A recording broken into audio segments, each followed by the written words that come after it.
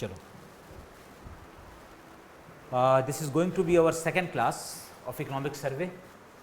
और अभी जो हम लोग जो अपना पहला चैप्टर आज स्टार्ट करने वाले हैं, that is the state of the economy 2022 to 2023 के बीच में और रिकवरी कंप्लीट। क्लियर? एक बड़ा ही बोल्ड स्टेटमेंट यहाँ पर इस बार के इकोनॉमिक सर्वे में मेंशन किया गया है कि जो आपका पहला चैप्टर है, बेसिकली ये पूरे के पूरे बाकी रेस्ट ऑफ द 11 चैप्टर्स हैं जो इसके अलावा, उसका एक आउटलुक देता है। और कहा जाए कि most comprehensive, most important chapter जो है आपका पहला चैप्टर होता है। तो state of economy 2022-23 recovery complete एक बड़ा ही बोल्ड स्टेटमेंट ये दे रहा है कि हम लोग अपनी जो कोविड के थ्रू जो होने वाले नुकसान थे उसको पूर्णतः भरपाई कर चुके हैं। एक तो ये समझ में आता है। दूसरा, इस चैप्टर्स को डिवाइड कितने पार्ट में किया गया है आपके इकोनॉमिक सर्वे में। पहले चैप्टर को कई सारे पार्ट में डिवाइड किया गया, उसको किस किस सेक्शन वाइज में हम लोग देखने वाले हैं।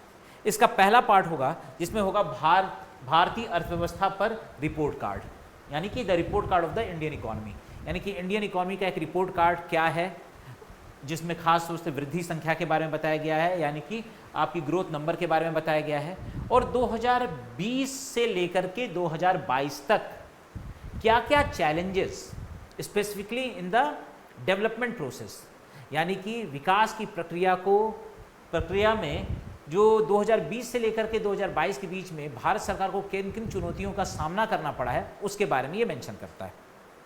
इसका पार्ट 2 में आते हैं।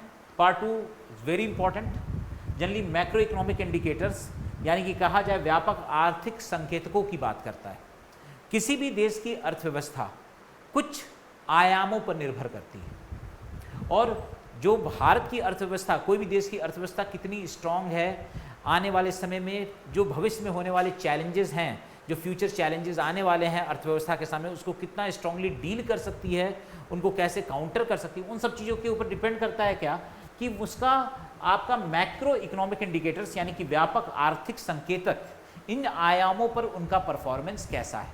जैसे पहला कोर डेप्ट, यानी कि अगर कोर ऋण की बात की जाए, यानी कि कोर डेप्ट की बात की जाए, उसके बारे में बताया गया है। भारत सरकार के ऊपर पिछले कुछ समय में पब्लिक डेप्ट बड़ी तेज़ी के साथ बढ़े हैं, क्यों बढ़े हैं, क्या कारण है, उनके बारे में बताया गया है। जीडीपी और उसके घटक, यानी कि GDP, GVA, gross domestic production की बात की जाएगी। रियल जीडीपी कैसी रही, नॉमिनल जीडीपी कैसी रही, GDP at market price, GDP at current price, इन सब चीज़ों के ऊपर, नॉमिनल जीडीपी, रियल जीडीपी, इन सब चीज़ों के ऊपर फोकस किया गया है। इसके बाद तीसरा सबसे इंपॉर्टेंट डायमेंशन है, that is the inflation. Inflation की बात करते हैं, मुद्रास्फीति कैसा रहा है, और मुद्रास्फीति के कारण जो है आपकी जो फॉरेन एक्सचेंज रेट में जो बदलाव आए हैं, आपको ये भी पता चला होगा कि इस साल पिछले वर्ष के अंदर में रुपया जो है आपके डॉलर के कंपेयर में कमज़ोर हुआ है। वो कौन कौन से कारण थे, तो वहाँ पे भारत की स्थिति कैसी है।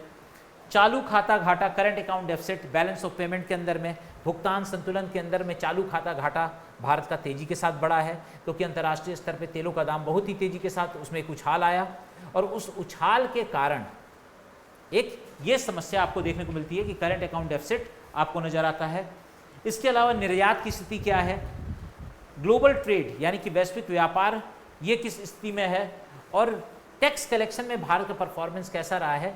इन सभी आयामों का अध्ययन इस पार्ट में हमको करना है, यानी कि आपका जो सेकंड पार्ट है that is the macro economic indicators, ये कहा जाए काफ़ी इंपॉर्टेंट है, तो इसको कवर करना होगा इस चैप्टर में।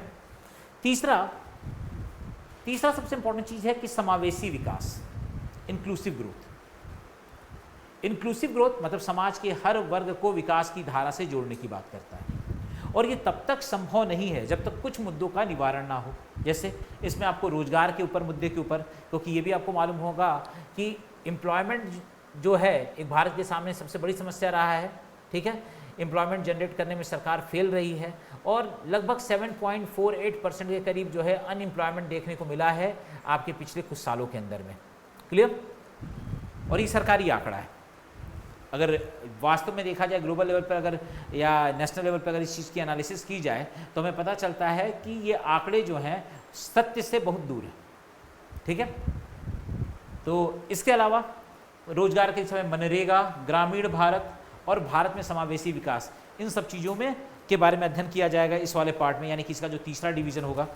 इस डिवीजन में एक सबसे इंपॉर्टेंट चीज़ क्या रखा गया है कि सकल घरेलू उत्पाद हमें बढ़ाना है, इन्फ्लेशन को हमें कंट्रोल करना है, मुद्रास्फीति पे नियंत्रण भी करना है, लेकिन इन सब चीज़ों के चक्कर में हमें ये नहीं भूल जाना है कि हमारा जो सामाजिक पक्ष है, जो हमारा सामाजिक पक्ष है उसमें क्या उतार चढ़ाव देखने को मिल रहा है, यानी कि सामाजिक क्षेत्र कैसा व्यवहार कर रहे हैं, इसके ऊपर खास तौर से फोकस देने की जरूरत है, क्योंकि आर्थिक विकास मॉडल तब तक नहीं पॉसिबल हो पाएगा, तब तक वो अच्छा नहीं माना जाएगा जब तक वो इंक्लूसिव ग्रोथ यानी कि समाज के सभी वर्गों को ना जोड़ दे अपने साथ, यानी कि विकास की धारा से समाज के हर एक वर्ग को जोड़ना, यही आपका इंक्लूसिव ग्रोथ है। तो ये तब तक पॉसिबल नहीं होगा जब तक आप कुछ बेसिक मुद्दे जैसे रोजगार, गरीबी, ग्रामीण विकास, इन सब चीज़ों के मुद्दों के ऊपर, तो सरकार का मतलब कहा जाए कि ये जो इंक्लूसिव ग्रोथ वाला जो पार्ट है, ठीक है, उसमें इन सब चीज़ों के ऊपर फोकस कर रही है।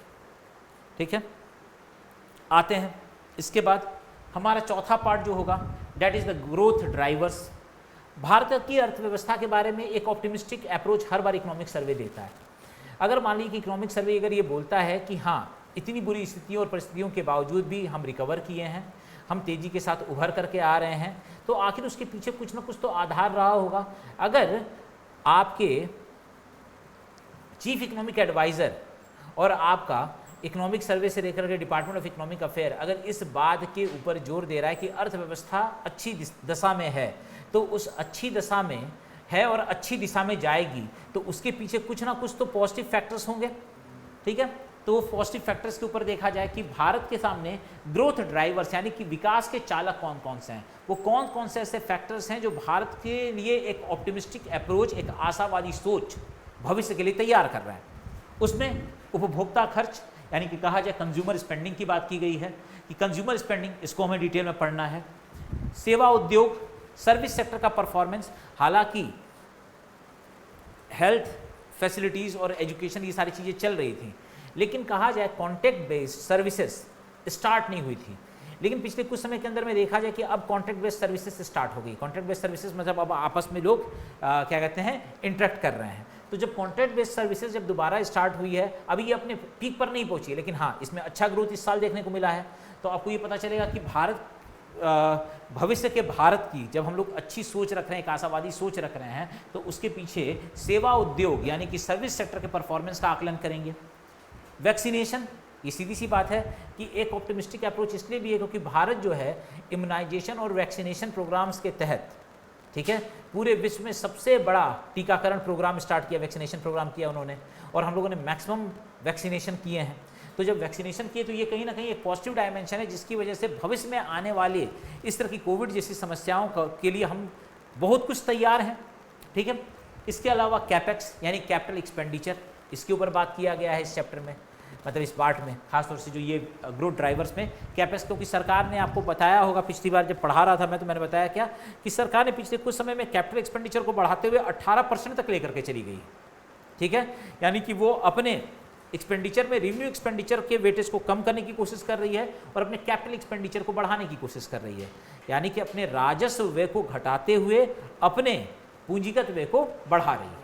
ठीक है, तो ये कहीं ना कहीं कैपिटल एक्सपेंडिचर में जब आप खर्चा करते हैं तो वो भविष्य में आपको एक पॉजिटिव रिटर्न दे करके जाता है। ठीक, तो इसके ऊपर है सरकार निजी निवेश को बढ़ावा देने के लिए भी प्रयास कर रही है। तो ये कुछ ऐसे फैक्टर हैं जिसके आधार पर हम 2023-24 में अपने लिए एक आशावादी सोच रखते हुए ये उम्मीद करते हैं कि भारत की अर्थव्यवस्था एक अच्छी दशा में है और एक अच्छे दिशा में जाएगी। क्लियर? इसके अलावा आरबीआई की कुछ रिपोर्ट्स इस बार के चैप्टर्स में दिया गया है, कुछ नए नए इंडेक्सेस हैं, कंज्यूमर कॉन्फिडेंस सर्वे दिखाया गया है, बात करेंगे जब उस टॉपिक को पढ़ेंगे डिटेल में। तो current situation index, future expectation index, business expectation index, इन सब चीज़ों में भारत का जो वेटेज आ रहा है, भारत का जो देखा जा रहा है इंडेक्सेस को की जब स्टडी करेंगे तो उसमें चीज़ें जो है, बैलेंस जो है वो पॉजिटिव डायरेक्शन में टिल्ट हुआ है। मतलब ये मान के चल रहे हैं कि हाँ, भारत के फेवर में जा रहा है, तो हम लोग एक आशावादी सोच लेकर के चल रहे हैं 2023 के लिए। चलिए आगे बढ़ते हैं। इसके अलावा ग्रोथ ड्राइवर्स वे कारक हैं जो भारत सरकार को उम्मीद देते हैं, क्योंकि भारतीय अर्थव्यवस्था 6.4 to 6.8% के बीच में एक सभ्य दर से बढ़ सकती है। हम ये अनुमान कर रहे हैं, हम ये बोल रहे हैं कि 6.4 से या 6.8% की ग्रोथ कर रहे हैं, जबकि पूरा विश्व जो है आर्थिक मंदी में फंसा हुआ है। तो अगर हम 6.4 से लेकर के 6.8% की एक उम्मीद रखे हुए हैं, ग्रोथ की उम्मीद कर रहे हैं, तो कुछ तो आधार रहे होंगे। तो वो जो आधार जो कौन है, वो आपके ग्रोथ ड्राइवर्स हैं, जिसमें आपका उपभोक्ता खर्च, सेवा उद्योग, टीकाकरण, कैपिटल एक्सपेंडिचर, प्राइवेट इन्वेस्टमेंट यानी निजी निवेश, और आपका क्या आरबीआई की कुछ रिपोर्ट्स हैं जिसमें कुछ नए इंडेक्सेस के बारे में मेंशन किया गया है। क्लियर? और क्या है इस चैप्टर में? ग्रोथ ड्राइवर्स के बाद कुछ समस्याएं, अगर कुछ ऐसे हैं जो विकास में चालक की तरह काम कर रहे हैं, तो कुछ ऐसे होंगे जो मंदक या कुचालक की तरह काम कर रहे होंगे। ठीक है, तो अगर ग्रोथ ड्राइवर्स हैं तो वहीं पे ग्रोथ डैम्पनर्स भी होंगे। डोमेस्टिक फैक्टर में क्या है, ग्लोबल फैक्टर में क्या है, ये सारी समस्याएं। जैसे डोमेस्टिक फैक्टर में बेरोजगारी का बढ़ना और इन्फ्लेशन का बढ़ना एक बहुत बड़ी समस्या है हमारे लिए। इसका निवारण किए बिना हम लोग चीज़ों को सुधार नहीं सकते। ठीक है, तो कहीं ना कहीं डैम्पनर में अगर हम देखेंगे, डोमेस्टिक फैक्टर में क्या है, रॉ मटेरियल अवेलेबल नहीं हो पा रहा है। ठीक है, एम्प्लॉयमेंट जनरेट नहीं हो पा रही है, इन्फ्लेशन अप टू मार्क मतलब नहीं कंडीशन में नहीं है। जैसे हम जानते हैं कि आरबीआई के पैरामीटर के हिसाब से क्या होना चाहिए कि 4% is the ideal condition in the inflation targeting. मुद्रास्फीति लक्ष्यीकरण जब किया जाता है तो हम लोग मान के चलते हैं कि 4% की मुद्रास्फीति हमारे लिए बेहतर है। ठीक है, और अगर उसमें कुछ उतार चढ़ाव भी आता है तो +2 -2 की बात करते हैं, यानी कि हम लोग 4 में 2 जोड़ दें और 2 घटा दें, यानी कि 2 से 6 का जो दायरा है उस दायरे में मुद्रास्फीति रहे तो अच्छा है। लेकिन अगर देखा जाए ज़्यादा दिन नहीं बीता है, अभी भी हमारी इन्फ्लेशन जो है वो 6.8% के आसपास है। होलसेल प्राइस इंडेक्स में लगभग 11% के आसपास पिछले साल थी। तो ये सब क्या बताता है कि ये सब ये बता रहा है इस परिस्थितियाँ कि डोमेस्टिक लेवल पर ये सब समस्याएं ऐसी हैं। इन्फ्लेशन अगर ज़्यादा होगा तो कॉस्ट ऑफ प्रोडक्शन ज़्यादा होगा। ठीक है, चलिए अब इसके बाद आते हैं ग्लोबल लेवल पे फैक्टर्स। चाइना में लॉकडाउन हुआ। ठीक है, चाइना में लॉकडाउन की वजह से सिंपल सा लॉजिक है कि वहाँ पर जब इम्पैक्ट को देखा जाए तो रॉ मटेरियल की अवेलेबिलिटी रुक गई। कंडक्टर का इशू आप लोग देख चुके हैं। ठीक है, सेमीकंडक्टर्स अवेलेबल नहीं हो पा रहे थे। इस बार इकोनॉमिक्स में बाकायदा सेमीकंडक्टर के ऊपर जोर दिया गया है। पहला चैप्टर अगर नहीं हो तो एक बार जा करके गलती से निहार लो। ठीक है, तो उसमें पता चल जाएगा कि सेमीकंडक्टर के ऊपर पूरा का पूरा एक पेज को डेडिकेट किया है उन लोगों ने। ठीक है, तो इस बार सेमीकंडक्टर से क्वेश्चन आने की चांसेस हैं प्रीलिम्स में। फिजिक्स पॉइंट ऑफ व्यू से भी पूछा जा सकता है। खैर बात करेंगे, अभी तो हम लोग को पढ़ना ही है उसमें। ठीक है, तो एक ये समस्या देखेंगे ग्लोबल लेवल पे, ये देखने को मिल रहा है। दूसरा, यहाँ से बाहर निकलते हैं, यूक्रेन और रशिया ने कि जो वॉर ने, रशिया यूक्रेन वॉर ने स्थिति को और डमाडोल कर दिया।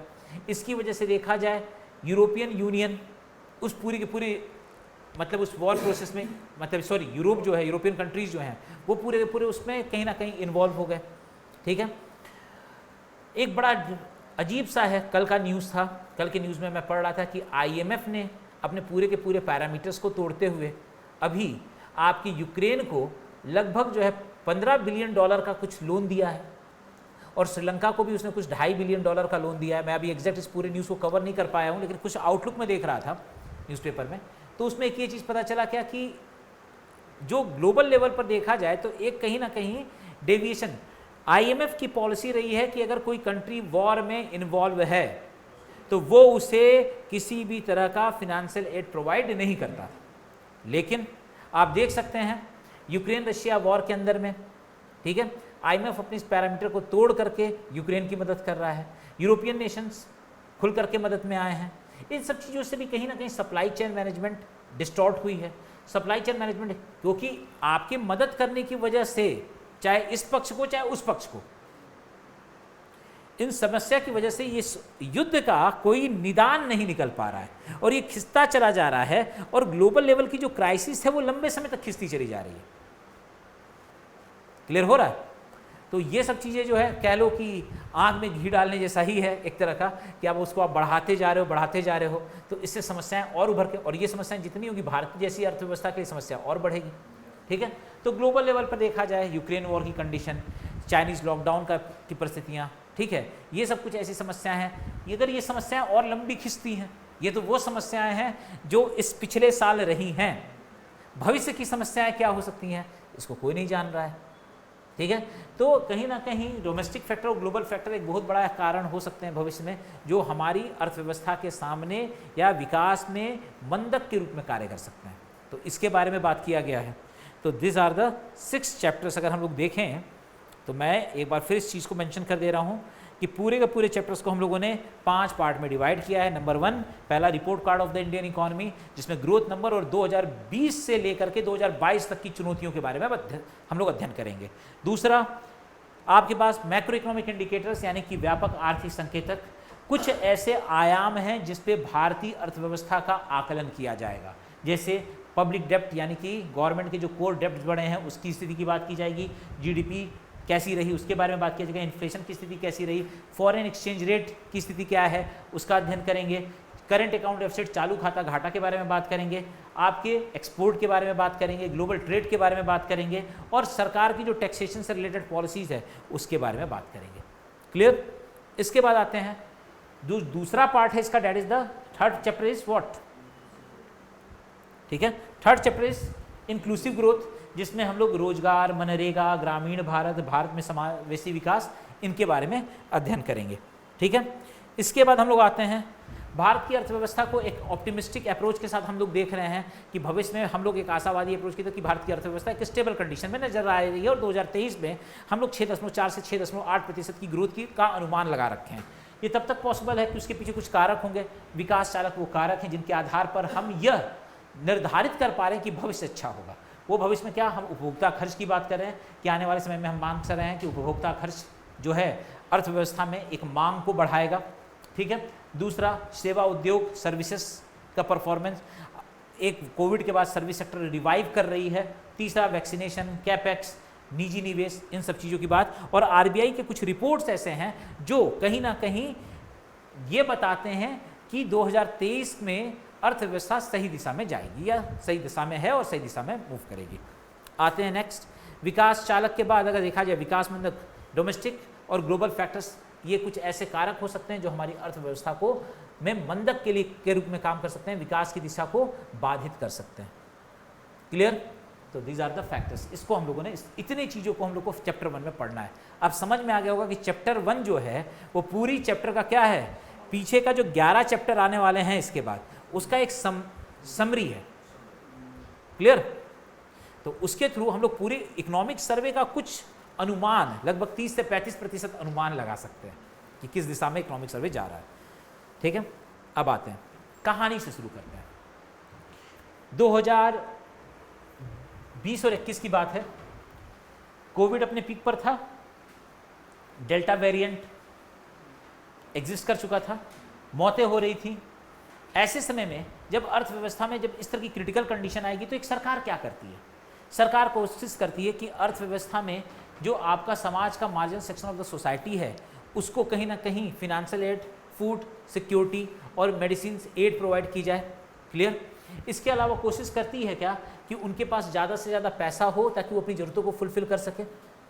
तो सरकार ने भी ऐसे ही किया होगा। सरकार एक तरफ सब्सिडीज़ को बढ़ाती है, दिखाई दे रहा है, सब्सिडीज़ को बढ़ाया गया, और दूसरी तरफ क्या किए गए, टैक्स को घटाए सरकार ने टैक्स में मतलब कहा जाए कमी की और अपने सब्सिडीज, यानी कि सरकार ने कुल मिला के क्या बताया, सरकार ने खर्चा ज़्यादा किया, कमाया कम। और इसके थ्रू सरकार ने क्या कोशिश की कि जनता के हाथ में ज़्यादा से ज़्यादा पैसा रहे, ठीक है। ये अगर देखा जाए तो ये किस तरह की पॉलिसीज़ है, एक्सपेंशनरी फिस्कल पॉलिसी, यानी ये कहा जाए विस्तारात्मक राजकोषीय नीति। विस्तारात्मक राजकोषीय नीति मतलब क्या, इस तरह की नीति में कि सरकार जानती है कि जनता के हाथ में ज़्यादा से ज़्यादा धन आ रहे। धन कैसे उनके हाथ में ज़्यादा रहेगा और क्यों धन रहे, ताकि वो मांग बढ़ा सकें, डिमांड बढ़ा सकें, ताकि अर्थव्यवस्था का जो good cycle of the economy है, ठीक है, वो रुके ना। क्यों? क्योंकि निवेश होगा तो ही उत्पादन होगा, उत्पादन होगा तो ही रोजगार का सृजन होगा, रोजगार का सृजन होगा तो प्रति व्यक्ति आय बढ़ेगी, प्रति व्यक्ति आय अगर बढ़ती है तो जीवन जीने का स्तर बढ़ेगा, जीवन जीने का स्तर बढ़ेगा तो आप ज़्यादा से ज़्यादा उपभोग करोगे, ज़्यादा से ज़्यादा उपभोग करोगे तो आप मांग में वृद्धि करोगे, और अगर आप मांग में वृद्धि करें तो उसी दिशा में फिर नए उत्पादन का चक्र चलेगा। यानी कि साइकिल को चलाने के लिए आपके हाथ में क्या होना चाहिए, पैसा, ठीक। तो सरकार की जो पॉलिसी नजर आ रही है एक्सपेंशनरी फिस्कल पॉलिसी, आपको लग रहा है इसके माध्यम से सरकार कहीं ना कहीं, यानी विस्तारात्मक राजकोषीय नीति के माध्यम से सरकार कहीं ना कहीं कोशिश करती है कि आपके हाथ में ज़्यादा से ज़्यादा धन आए। यहाँ तक कोई दिक्कत, ठीक।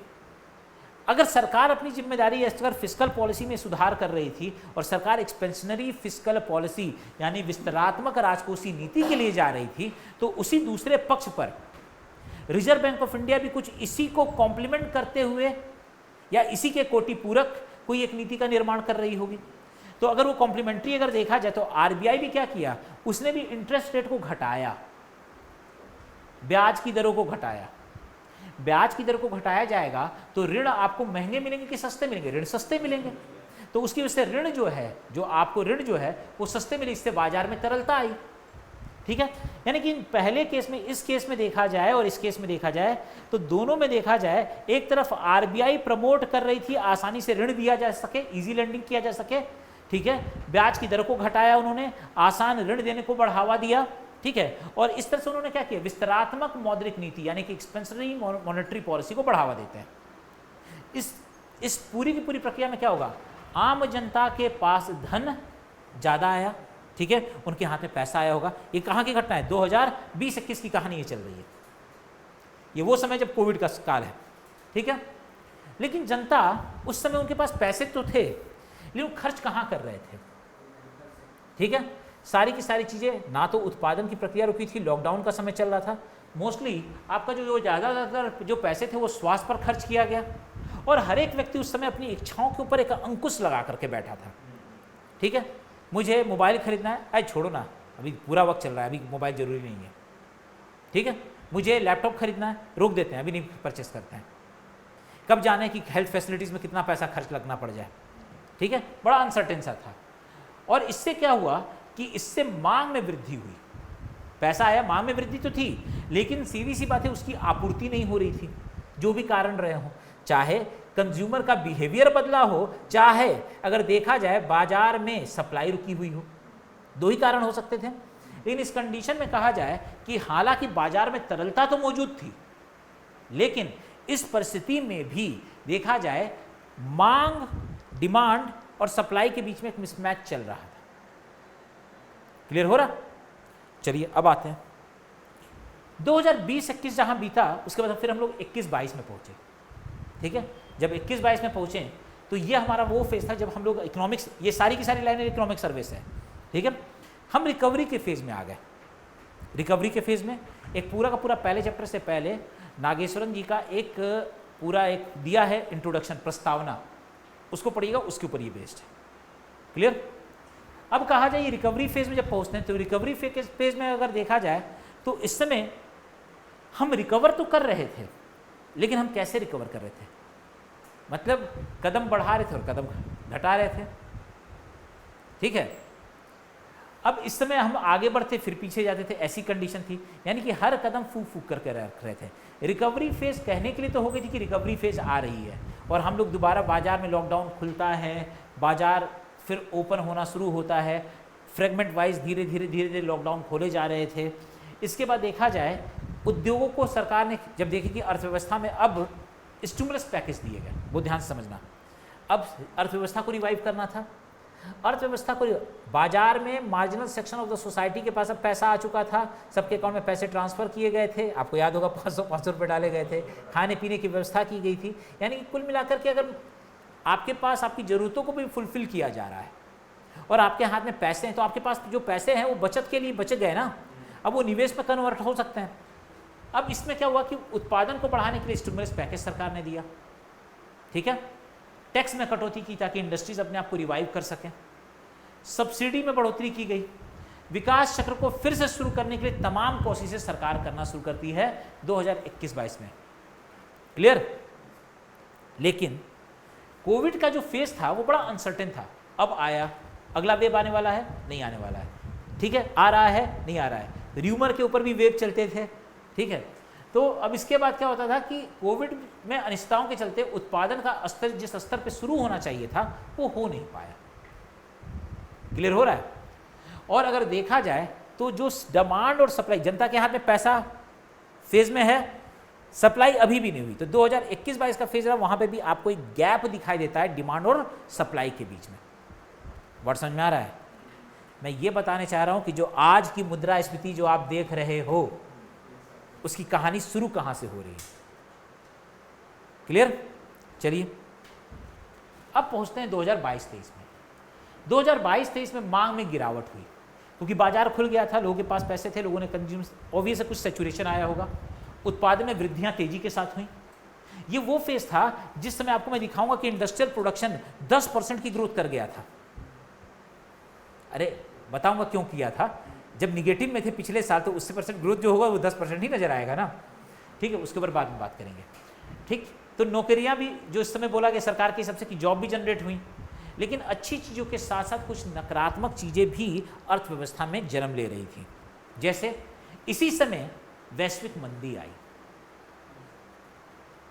ठीक है, यानी कि ग्लोबल स्लोडाउन यहां पर दिखाई देता है। ये क्यों होता है? एक तो रीजन रहता है चाइनीज लॉकडाउन।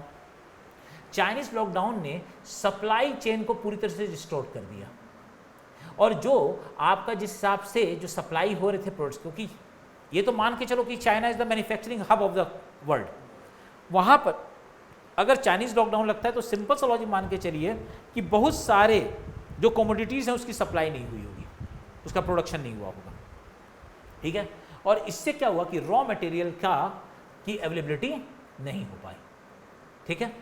दूसरा, अभी वहां से हम लोग बाहर निकल ही रहे थे तब तक अगला तमाशा शुरू था, रशिया और यूक्रेन का वॉर हो गया। इसने तेल के दाम को, मेटल के दाम को और खाने पीने के सामान को बड़ी तेजी के साथ, आप देख रहे हो कमोडिटीज, एक तरफ सप्लाई साइड चाइनीज लॉकडाउन की वजह से रुक गया, दूसरा आपको दिखाई दे रहा है इन्फ्लेशन बढ़ते जा रहा है, ठीक है, यानी कि फर्दर आपका इन्फ्लेशन स्टार्ट होने लगा। तो ये ग्लोबल स्लोडाउन का भी इंपैक्ट हमें देखने को मिलता है, ठीक। अब आते हैं, अब ऐसी स्थिति में सरकारें क्या करती हैं? 2022-23 का फेज सरकार ने क्या किया? इस दौरान सरकार ने उसको सॉर्ट आउट करने के लिए कि जैसे जैसे वैश्विक मंदी हुई, लॉकडाउन के कारण कच्चे माल का संकट हुआ और रूस यूक्रेन के युद्ध ने ईंधन, धातु और जो आपके खाद्य सामग्री की कीमतों को तेजी के साथ बढ़ा दिया, ठीक।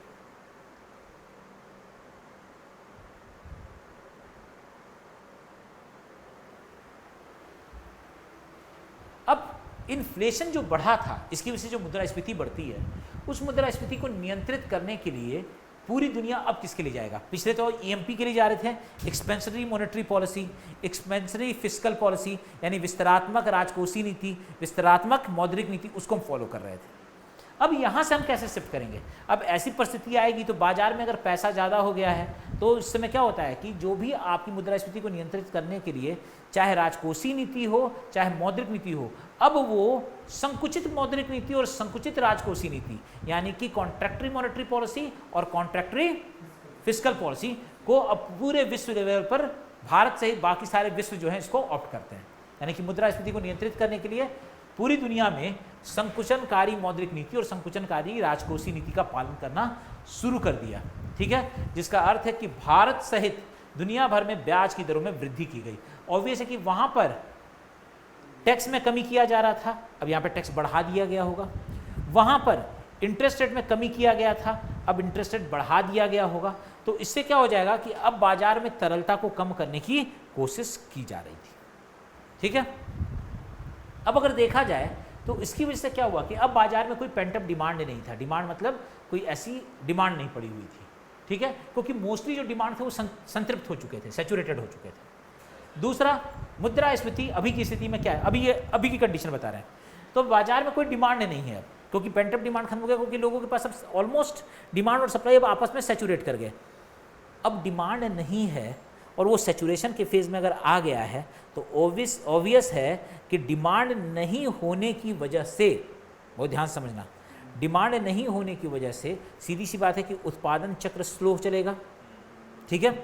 अब आते हैं, इस समय अगर देखा जाए मुद्रास्फीति हमारी अर्थव्यवस्था में विद्यमान है, मुद्रास्फीति एक्सट्रीम पर है, इन्फ्लेशन अभी भी एग्जिस्ट कर रहा है।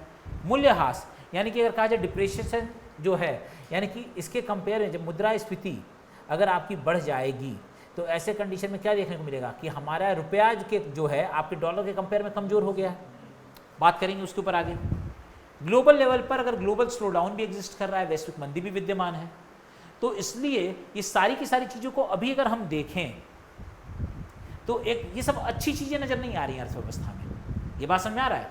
अर्थव्यवस्था में हमें अगर कल के डेट में अगर 2023 की भविष्यवाणी करनी है तो इन सारे फैक्टर्स को ध्यान में रखते हुए करनी होगी। इसमें हमको क्या समझ, बाजार में अब डिमांड नहीं है, डिमांड होना अच्छी चीज़ है, तो ये अच्छी चीज़ है नहीं।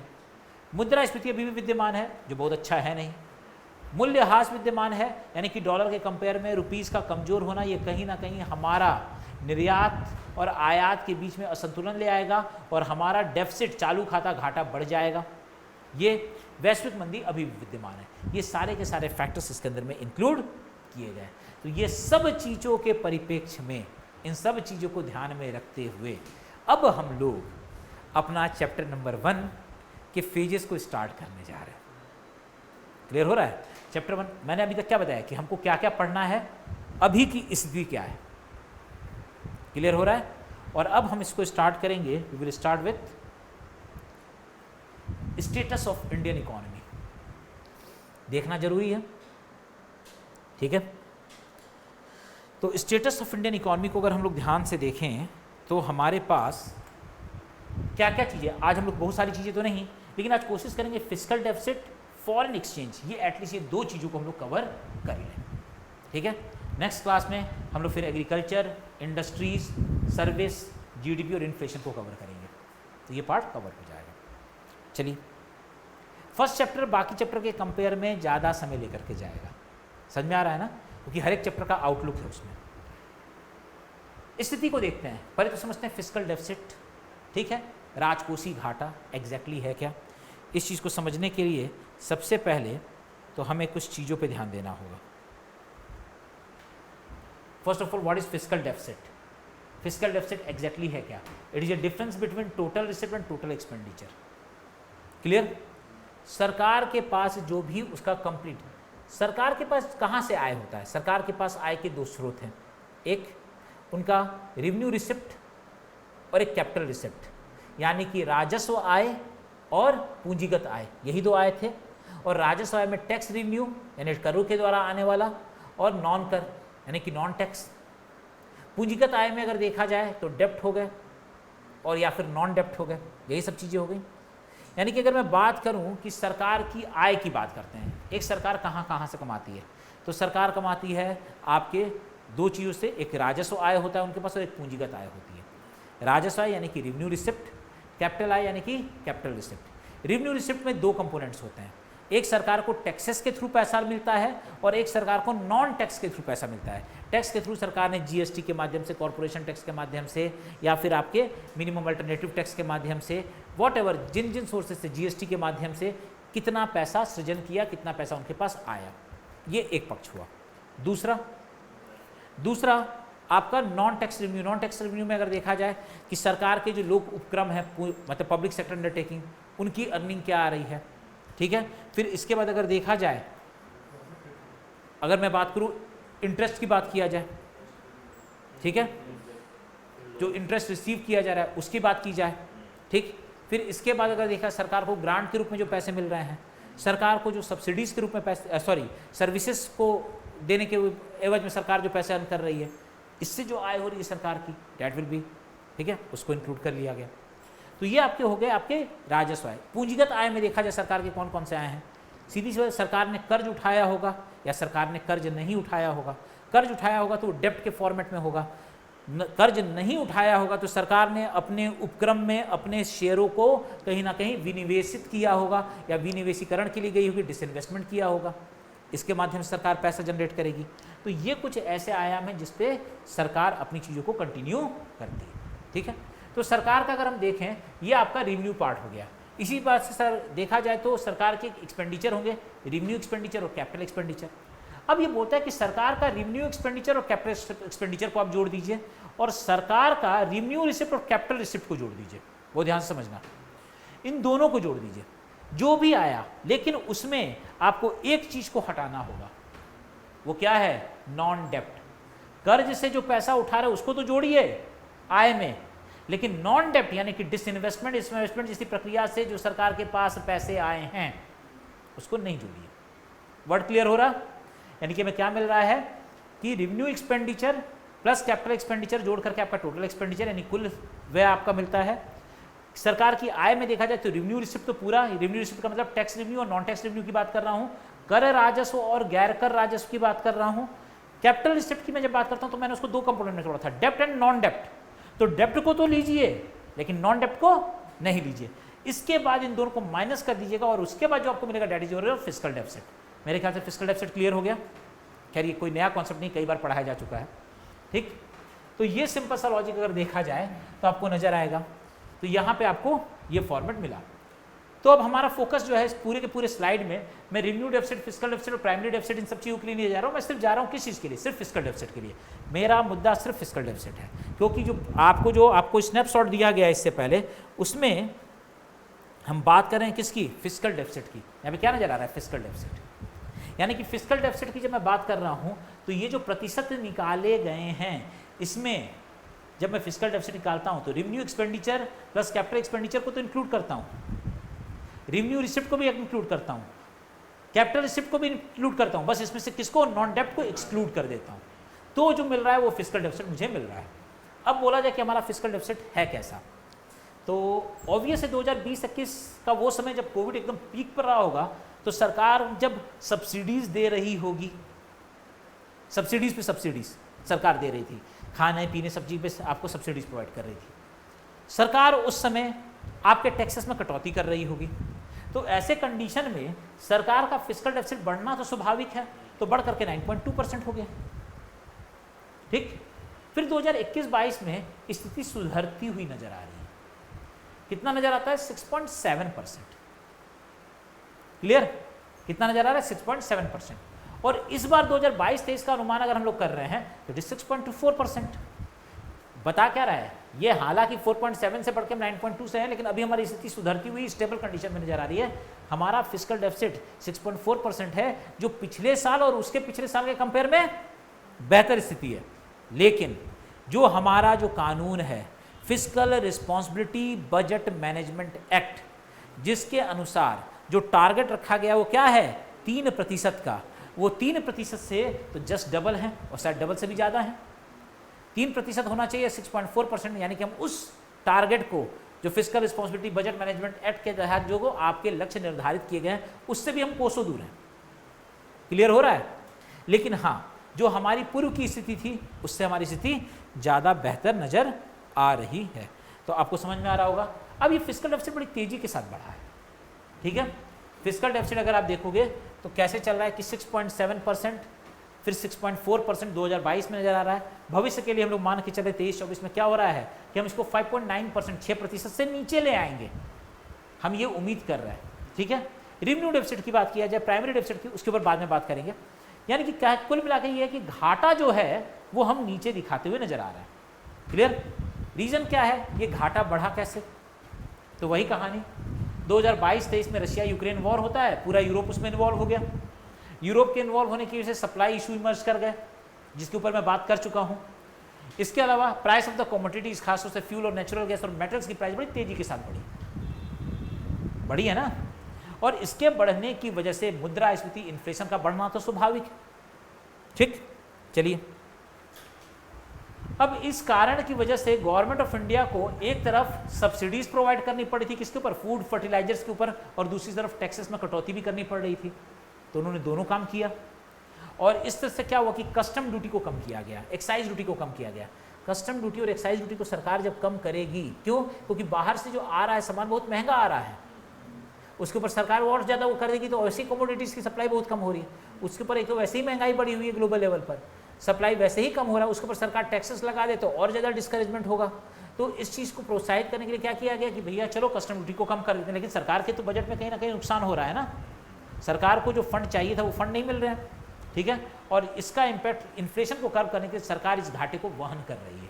तो ऑब्वियस जब सरकार घाटे को वहन करेगी तो सिंपल सा प्रोसेस क्या है, राजकोषीय घाटा बढ़ेगा कि घटेगा। तो आपको नजर आ रहा होगा कि राजकोषीय घाटा बढ़ा, ठीक है। लेकिन हाँ, राजकोषीय घाटा को घटाने की कोशिश में हम लोग हैं। अगर हम आज से परफॉर्मेंस 9% से घट करके 6.7% और 6 से घटकर 6.4% और भविष्य में 5.9% की उम्मीद कर रहे हैं, तो ये मान के चलिए कि हम सही दिशा में हैं, ठीक है। एक ये सारी चीज़ें, तो एक so one hand due to subsidy expenditure was increasing and other hand due to tax the revenue income is declining। यानी क्या नजर आ रहा है, एक तरफ एक्सपेंडिचर बढ़ रहे थे, ठीक है, और दूसरी तरफ रेवेन्यू कम आ रहे थे, और यही आपकी फिस्कल डेफिसिट है। लेकिन इसके बावजूद भी क्या माना जा रहा है, डिस्पाइट ऑल थिंग्स अभी भी हमारा राजकोषीय घाटा क्या है, स्टेबल है, स्थिर है। हम इसको लेकर के बहुत ज़्यादा परेशान होने की जरूरत नहीं है, हम संभाल लेंगे, ऐसा नागेश्वरन जी बोलते हैं। क्लियर? चलो, तो मेरे ख्याल से फिस्कल डेफिसिट खत्म हो गया, ठीक है। अब फिस्कल डेफिसिट अगर खत्म हो गया तो यही जगह है जहाँ पे मैं आपको रेवेन्यू डेफिसिट और इफेक्टिव रेवेन्यू डेफिसिट भी बताते ही चलूँ थोड़ा बहुत। बजट के पक्ष में देखा जाए तो बजट में क्या होता है, रेवेन्यू डेफिसिट का फॉर्मूला आपको दिखाई दे रहा है। रेवेन्यू डेफिसिट क्या है, revenue expenditure minus revenue receipt. बहुत कई बार आप लोग पढ़ चुके हो। रेवेन्यू एक्सपेंडिचर अगर देखा जाए, हम अपने बजट को दो पक्ष में डिवाइड करते हैं। उसका एक भाग होता है रेवेन्यू, दूसरा पार्ट होता है क्या, आपका कैपिटल। रेवेन्यू में दो तरह का, एक होता है रेवेन्यू पार्ट को भी दो पार्ट में डिवाइड करते हैं, एक रेवेन्यू रिसिप्ट होता है, एक रेवेन्यू एक्सपेंडिचर होता है। सरकार का रेवेन्यू रिसिप्ट कौन कौन सा है, सरकार को जो भी धन आपके टैक्स के माध्यम से मिल रहा है या नॉन टैक्स रेवेन्यू, जैसे profit of the public sector undertaking, grants, ठीक है, इंटरेस्ट रिसीव्ड, सर्विसेज, ठीक है। सरकार अगर नीलामी कर दे 2G, 3G, 4G, 5G, 6G, ठीक है, जिसकी भी नीलामी कर दे, हाँ, उसको नीलाम करके जो भी उनके पास पैसे आ रहे हों वो सब उसके अंदर में आएंगे। फीस पेनाल्टी जो भी चार्ज की उसके थ्रू उनकी आमदनी हुई होगी, तो सरकार का वो आपका हो गया रेवेन्यू रिसिप्ट। रेवेन्यू एक्सपेंडिचर क्या है, सरकार एडमिनिस्ट्रेशन चलाने के लिए खर्च करती है। सरकार जो कर्ज उठा रखी है विदेशों से या उसके भुगतान के लिए, चाहे डोमेस्टिक मार्केट से चाहे फॉरेन मार्केट से, उसके भुगतान के लिए जो भी आपका ब्याज दे रही है वो भी आपका खर्चा हो गया, ठीक। डिफेंस के ऊपर सरकार जो खर्च कर रही है, सब्सिडीज के ऊपर सरकार जो खर्च कर रही है, वो आपका रेवेन्यू एक्सपेंडिचर हो गया। इन सब चीज़ों में अगर जितने भी रेवेन्यू एक्सपेंडिचर में से अगर आप रेवेन्यू रिसिप्ट को माइनस कर दो, जो बच गया वो क्या है, रेवेन्यू डेफिसिट। अब आता है एक और टर्म आया, effective revenue deficit. Effective revenue deficit का फॉर्मूला याद रखेंगे कि revenue deficit minus grant creation for the capital assets.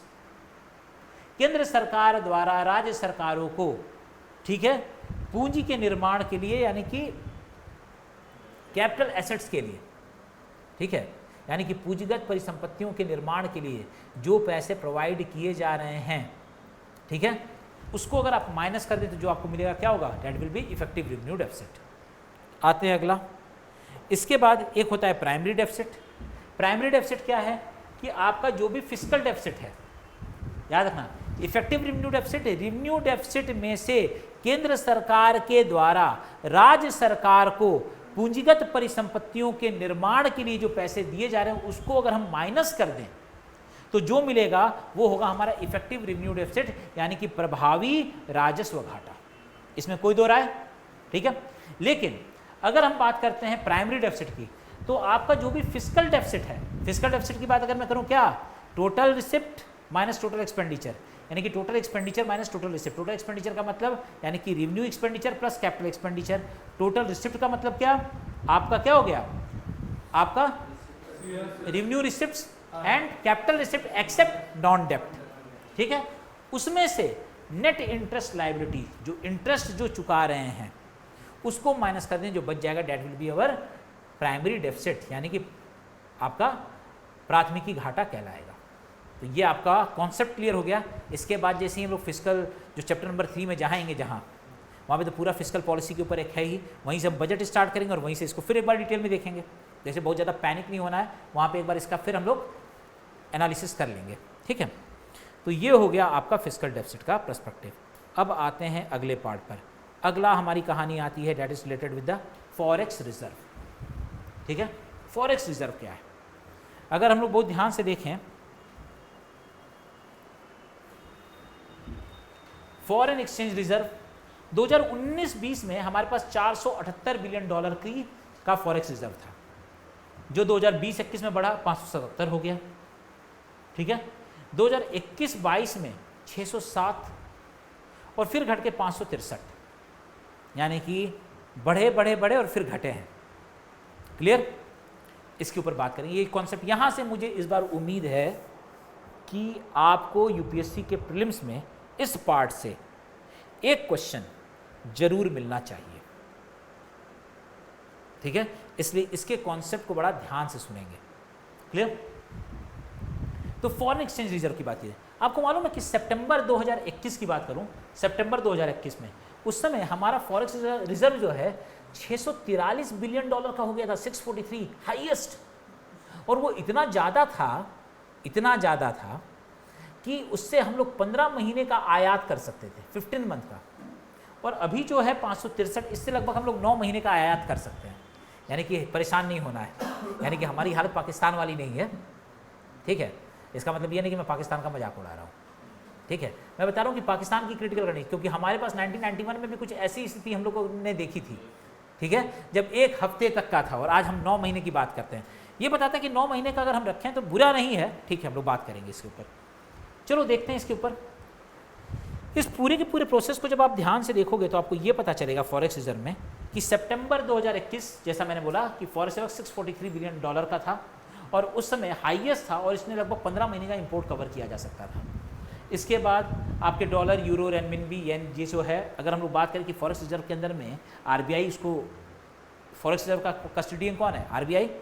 तो रिजर्व बैंक ऑफ इंडिया जो है उसमें डॉलर हो गया, यूरो हो गया, रेनमिनबी हो गया, येन हो गया, और भी बहुत सारी करेंसी इंक्लूडिंग रुपीज़ भी, ठीक है। इसके अलावा गोल्ड वोल्ड भी रखा जाए, बहुत सारी चीज़ों को मिला करके आपका फॉरेक्स रिजर्व बनता है।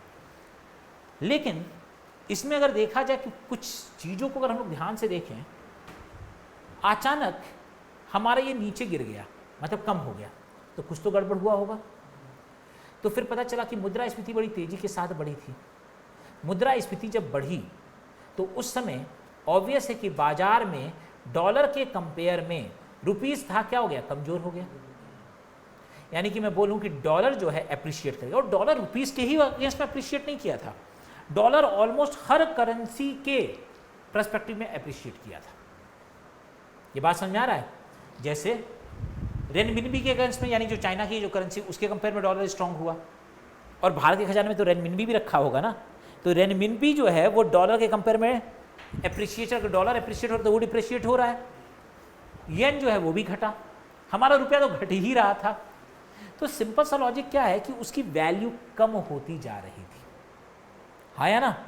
जैसे मान लो कि पहले अगर मैं मान लो कि हमारा फॉरेक्स रिजर्व जिस तरीके पे था, कि ऐसा नहीं कि हमारा खजाना कम हुआ, हम ये खजाना उतना ही है, लेकिन उसकी वैल्यू डॉलर के टर्म में अब कम होती चली गई।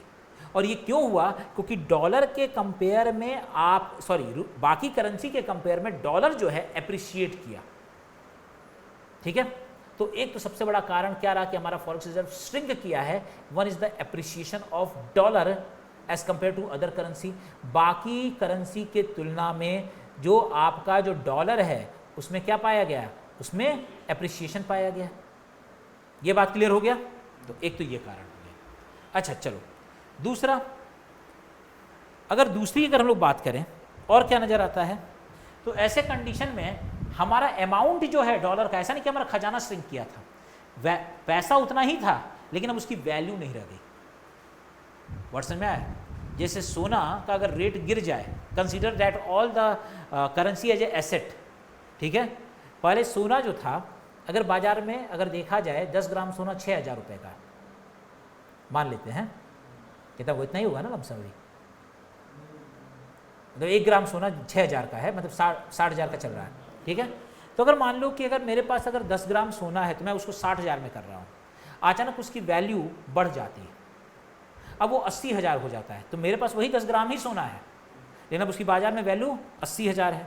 और फिर वही 10 ग्राम सोना कल के डेट में अगर उसकी वैल्यू गिर जाती है, 40,000 हो जाती है, तो वही सोना अब मेरे पास 40,000 की वैल्यू है। तो समझ में आ रहा है फॉरेक्स रिजर्व एक एसेट की तरह है जिसकी value as compare to appreciation के कंपेयर में, डिप्रिसिएशन के कंपेयर में फ्लक्चुएट कर रही है। पहला तो एक ही कारण है। अब अगर देखा जाए, जब डॉलर के कंपेयर में रुपीस कमजोर हुआ, तो ऐसे कंडीशन में, अच्छा ग्लोबल लेवल पे देखो महंगाई बड़ी तेजी के साथ बढ़ी थी। अमेरिका में महंगाई तेजी से बढ़ी हुई होगी, तो अमेरिका जब तेजी के साथ बढ़ेगी तो अमेरिका क्या करेगा? अमेरिका किस तरह की पॉलिसी? अमेरिका में महंगाई बहुत तेजी के साथ बढ़ी है, तो अमेरिका ऑब्वियस है कि उस महंगाई को कम करने के लिए लोगों के हाथ से डॉलर लेने की कोशिश करेगा। तो किस तरह की पॉलिसी के लिए जाएगा? वो फेड टैपरिंग के लिए जाएगा। किसके लिए? फेड टैपरिंग, या फिर कहा जाए कॉन्ट्रैक्टरी मॉनेटरी पॉलिसी, हाँ या ना, संकुचित मौद्रिक नीति के लिए जाएगा। तो अमेरिका में कॉन्ट्रैक्टरी मॉनेटरी पॉलिसी को ऑप्ट किया गया। अब कॉन्ट्रैक्टरी मॉनेटरी पॉलिसी की वजह से, या फेड टैपरिंग, ये वर्ड याद रखना, फेड टैपरिंग की वजह से क्या हुआ कि वो पैसा जो है अब उसका फ्लो बाजार में रुक गया। अब सिंपल सा कि इधर इंटरेस्ट रेट बढ़ गया। अब इंटरेस्ट रेट बढ़ जाएगा तो अब जो लोग भारत में इसलिए निवेश कर रहे थे क्योंकि यहाँ पे उन्हें अच्छे रिटर्न मिल रहे थे, अब वो अपना पैसा ले करके क्या करेंगे, वापस अमेरिका जाने लगेंगे। तो इससे जो भारत का जो portfolio, foreign portfolio investment FPI, ठीक है, वहां से डॉलर बड़ी तेजी के साथ अमेरिका की तरफ शिफ्ट करना शुरू किया। अब देखो, एक तो ऑलरेडी हमारा डॉलर के कंपेयर में हमारी बाकी करेंसी कमज़ोर हो रही थी, यानी कि डॉलर और रुपीज़ के बीच में कमजोरी वैसे ही आ चुकी थी। अब जो डॉलर जो था, जो $1 = 70 रुपीज़ था, अब $1 = 85 रुपये हो गए। मान लेते हैं अभी कितना चल रहा है, 81 के आसपास, ठीक है। मैं मान लेता हूँ 80 मान लेता हूँ, तो पहले जो 70 था वो 80 हो गया। तो यानी कि ऐसे ही हमारी कंडीशन कमजोर थी। अब लोगों ने क्या किया कि डॉलर लेकर के FPI के रूप में, यानी फॉरेन पोर्टफोलियो इन्वेस्टमेंट के रूप में जो भारत में डॉलर मौजूद था, उस डॉलर को लेकर के लोग निकलने लगे। जब वो उसको लेकर, तो यानी कि फिर डॉलर बाजार में कम हो गया और रुपया ज़्यादा हो गया, यानी कि अब कहा जाए डॉलर के कंपेयर में रुपीस फिर कमजोर हो गया। वर्ड समझ में आ रहा है? चलो, तो ये सीधी सी बात है कि FPI, ये दोनों से ऑप्शन निकल सकते हैं। क्लियर हो रहा है? और जब ये यहां से मूव किया, फॉरेन पोर्टफोलियो इन्वेस्टमेंट जब वो शिफ्ट करेगा, मूव करेगा, अब ऐसे कंडीशन में क्या हो सकता है? ऐसे कंडीशन में अगर हम लोग ध्यान से देखें तो रिजर्व बैंक ऑफ इंडिया अपने फॉरेक्स रिजर्व का खजाना खोलेगा। क्यों? क्योंकि अब डॉलर के कंपेयर में रुपीस कमजोर हो गया। हम आयात करने वाले लोग जो तेल बाहर से आयात करते हैं, हाँ, मेटल बाहर से आयात करते हैं, बहुत सारी चीज़ों को बाहर से आयातित अर्थव्यवस्था है ना। हम निर्यात के ऊपर ज़्यादा डिपेंडेंट है, हम आयात के ऊपर ज़्यादा डिपेंडेंट है, हमारे ऊपर आयात ज़्यादा होता है। तो आयात वाली करने वाली अर्थव्यवस्था के ऊपर अगर डॉलर के कंपेयर में अगर उसकी करेंसी कमज़ोर होती है तो उसका तो चालू खाता घाटा बढ़ जाएगा, उसको तो लॉस ज़्यादा बियर करना पड़ेगा। जैसे पहले अगर अमेरिका के फ्लोरिडा से एक संतरा $1 का होता था और $1 = 70 रुपीज़ होता था, तो मुझे 70 रुपये दे करके वो एक संतरा में लेता था। अब मुझे 80 रुपये देने पड़ेंगे तब मैं वो संतरा लूँगा, हाँ या ना? क्योंकि अब 70 के कंपेयर में 80 हो चुका है मेरा। अगर तो ऐसे कंडीशन में इस चीज़ को बैलेंस कैसे किया जाए? इस चीज़ को मैनेज करने के लिए उन्होंने क्या किया, अपने खजाने में से डॉलर को निकाला और बाजार में डाला। तो यहाँ पे क्या हुआ कि यहाँ पर एक सबसे इंपॉर्टेंट डायमेंशन क्या रहा, वेट,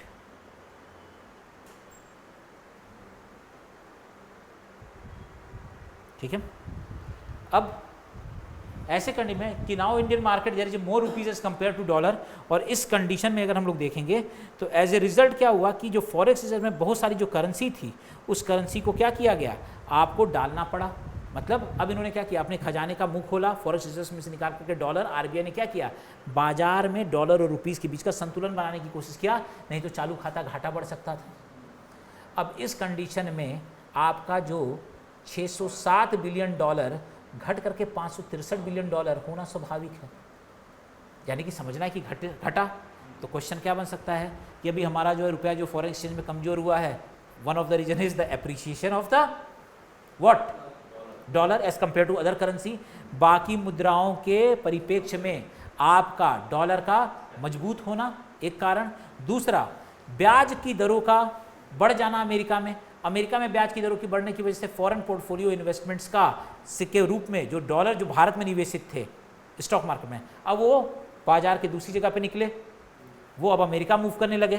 तो ऐसे कंडीशन में ये तो स्वाभाविक है कि फॉरेक्स रिजर्व आपका क्या होगा, श्रिंक होगा। मेरे ख्याल से आज के लिए इतना ही काफ़ी है। नेक्स्ट अगले क्लास में बात करेंगे। अगले क्लास में हम लोग एंटर करेंगे कहाँ पर, हमारा अगला टॉपिक स्टार्ट होगा, समझ में आया, एग्रीकल्चर के ऊपर बात करेंगे, थोड़ा सा इंडस्ट्री के ऊपर बात करेंगे। पहले इस पूरे सेक्टर को ख़त्म करेंगे। फर्स्ट चैप्टर बच्चा 4-5 क्लास ले जा सकता है, बाकी उसके बाद हर एक चैप्टर एक दिन में ख़त्म होगा। क्लियर हो रहा? क्योंकि जिसको मैंने इतना डिटेल में जो बता दिया है ना, अब उसको मतलब वहाँ पर उतना एक्सप्लेन नहीं करूँगा, क्योंकि ऑलरेडी बहुत कुछ आपको फर्स्ट चैप्टर में बताते चल रहा हूँ।